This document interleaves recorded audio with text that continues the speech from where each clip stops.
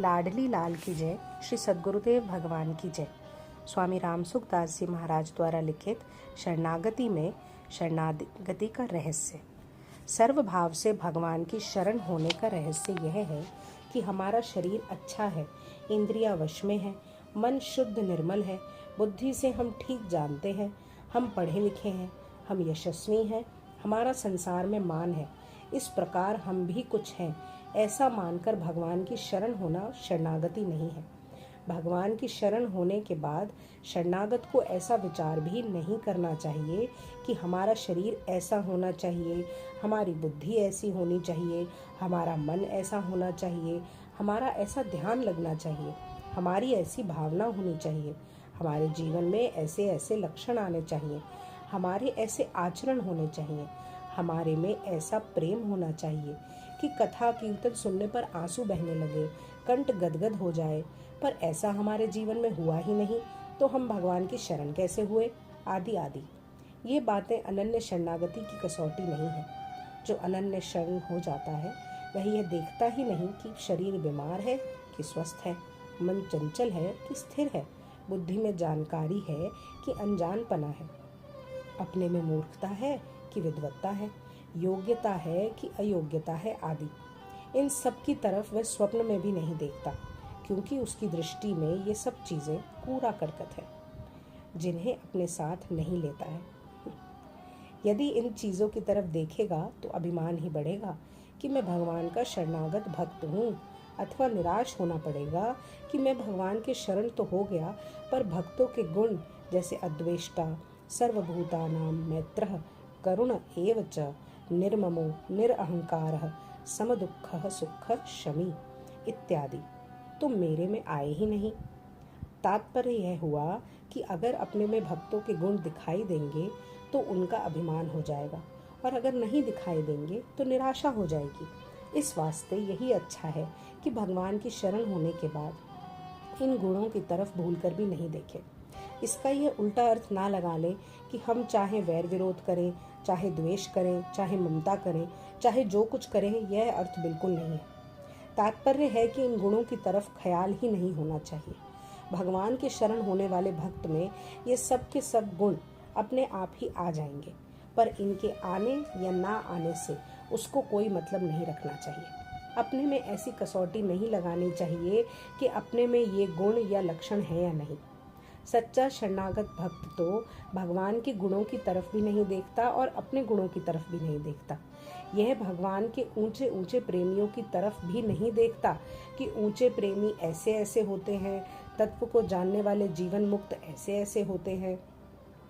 प्राय लोग ऐसी कसौटी लगाते हैं कि यह भगवान का भजन करता है तो बीमार कैसे हो गया, भगवान का भक्त हो गया तो उसको बुखार क्यों आ गया, उस पर दुख क्यों आ गया, उसका बेटा क्यों मर गया, उसका धन क्यों चला गया, उसका संसार में अपयश क्यों हो गया, उसका निरादर क्यों हो गया, आदि आदि। ऐसी कसौटी कसना बिल्कुल फालतू बात है, बड़े नीचे दर्जे की बात है।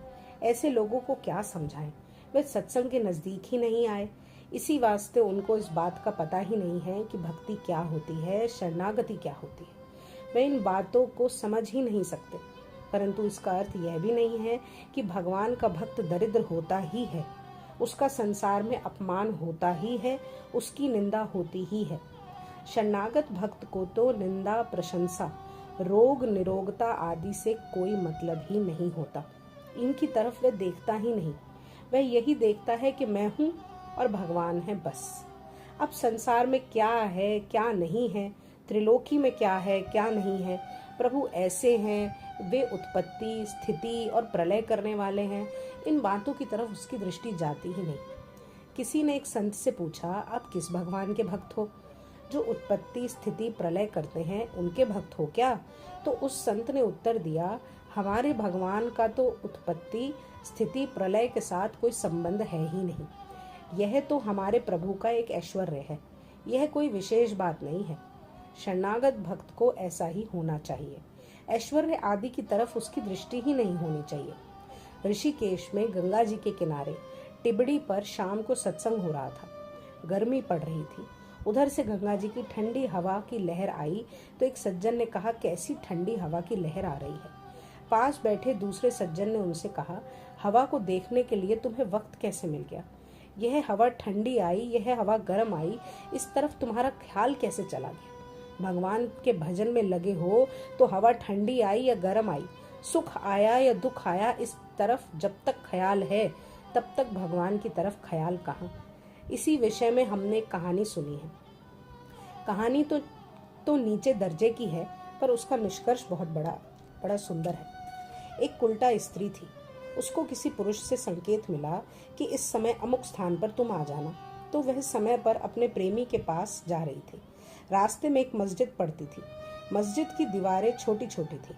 दीवार के पास ही वहां का मौलवी झुककर नमाज पढ़ रहा था। वह उल्टा अनजाने में उसके ऊपर पैर रखकर निकल गई। मौलवी को बड़ा गुस्सा आया कि कैसी औरत है यह, इसने मेरे पर जूती सहित पैर रखकर हमको नापाक बना दिया। वह वहीं बैठकर उसको देखता रहा कि कब आएगी। जब वह पीछे लौटकर आई तो मौलवी ने उसको धमकाया कि कैसी बेअकल हो तुम, हम परवरदिगार की बंदगी में बैठे थे, नमाज पढ़ रहे थे और तुम हमारे पर पैर रखकर चली गई। तब वह बोली, मैं नर राची ना लखी, तुम कस लख्यो सुजान, पढ़ी कुरान बौरा भया, राच्यो नहीं रहमान। एक पुरुष के ध्यान में रहने के कारण मेरे को इसका पता ही नहीं लगा कि सामने दीवार है या कोई मनुष्य।